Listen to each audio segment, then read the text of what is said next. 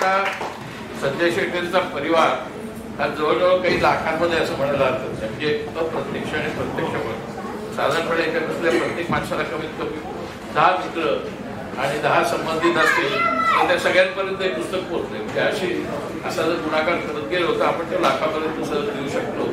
त्यामुळे अशा प्रकारे लाखात एक असलेला आपण आपल्यासाठी लिहितो, आपल्यासाठी जगतो आणि स्वतःला सुधारवा म्हणतो.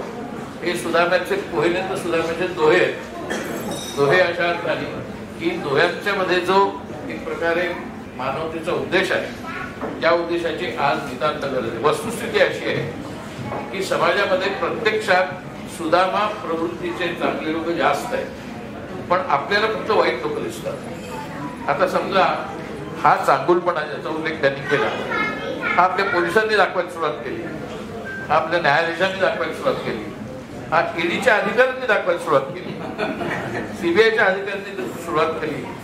हा चांगुलपणा त्यांनी सांगितला तो बहुतेकचे प्रश्न मिटतील. देशातला आपल्या क्रौर्य, दुष्टपणा, सूडबुद्धी हे सगळं संपेल. कमी लोक आहेत, सूडबुद्धी, द्वेषभावना असलेले लोक कमी आहेत. आपल्याला असं वाटतं की हिंदू मुस्लिमांमध्ये खूप तणाव आहे.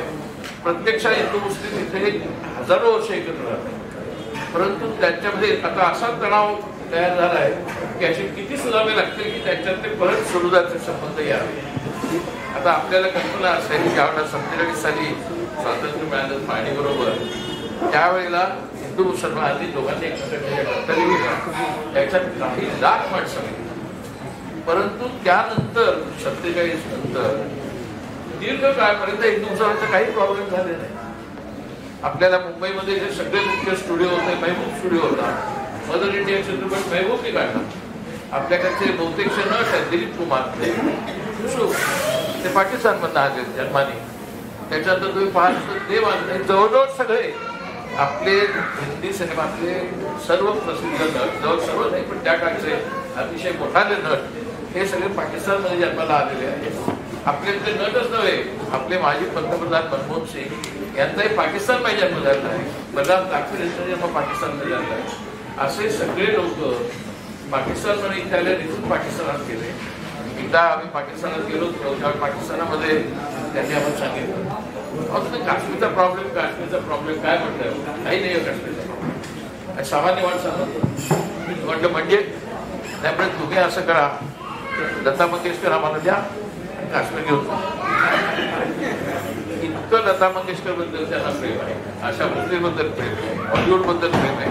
तुम्हाला मी अक्षरशः अतिशक्ती न करता सांगतो, पाकिस्तान मधल्या प्रत्येक व्यक्तीला 100% आपण नाही, प्रत्येक व्यक्तीला बॉलिवूड मधली प्रत्येक गोष्ट माहिती असते. त्यांच्याकडे Hindi cinema, Indian Hindi cinema दाखवायला बंदी आहे, थिएटर्स मध्ये तो बघायला मिळत नाही. असं असताना सुद्धा प्रत्येक पाकिस्तानी माणसाला इथल्या प्रत्येक नटाचं, नटीचं, त्यांच्या प्रेम प्रकरणांचं सगळ्यांचं तर पूर्ण माहिती असते. मला पाकिस्तानात गेलो त्यावेळेला त्याने मला विचारलं का होते ऐश्वर्या राय कोणाशी लग्न करणार आहे? म्हटलं तुम्हाला काय चिंता इथं पाकिस्तानात ऐश्वर्या नाही म्हणे तिने केलं पाहिजे, सलमान खानचंच केलं. म्हटलं का नाही म्हणे आम्हाला असं वाटतं. त्यांना तुझे ते वाटतं असं त्यांना वाटत झालं. बॉलिवूड बद्दल त्यांचं असलेलं प्रेम हे म्हणजे या दोन्ही देशांमध्ये उत्तम सरोवर करण्याचं साधन आहे. इतकं त्यांना बॉलिवूड बद्दल प्रेम आहे, इतकी त्यांना बॉलिवूड बद्दल आस्था आहे, इतकी त्यांना बॉलिवूडची भीती आहे. परंतु दोन्हीकडचे सुधामे गप्प आहेत, दोन्ही देशातले सुधामे गप्प आहेत.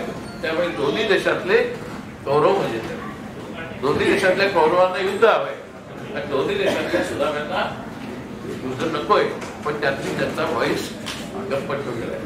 त्यामुळे मला असं वाटतं की संजय शेट्टींसारखे जे लोक आहेत ते बहुतांश आहेत, म्हणूनच सगळं चाललंय ना व्यवस्थित.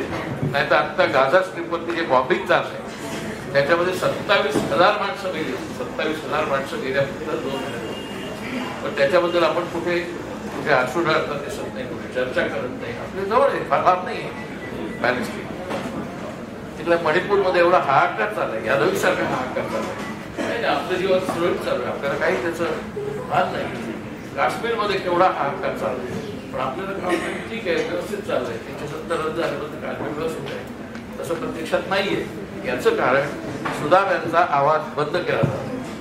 सुदाम्यांना आवाज देणं आणि त्याच्यामुळे जगात सरोकार दाखवणं हे अशा असंख्य सुदाम्यांचं काम आहे.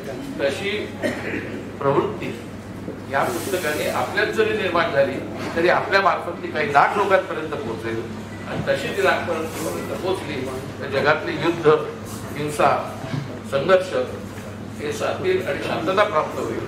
प्रत्यक्षात ही ताकद संजय शेट्टीच्या पुस्तकात आहे, परंतु ती आता सुप्त आहे. ती प्रकट होण्याची जबाबदारी आपल्यावर आहे. संजय शेट्टी.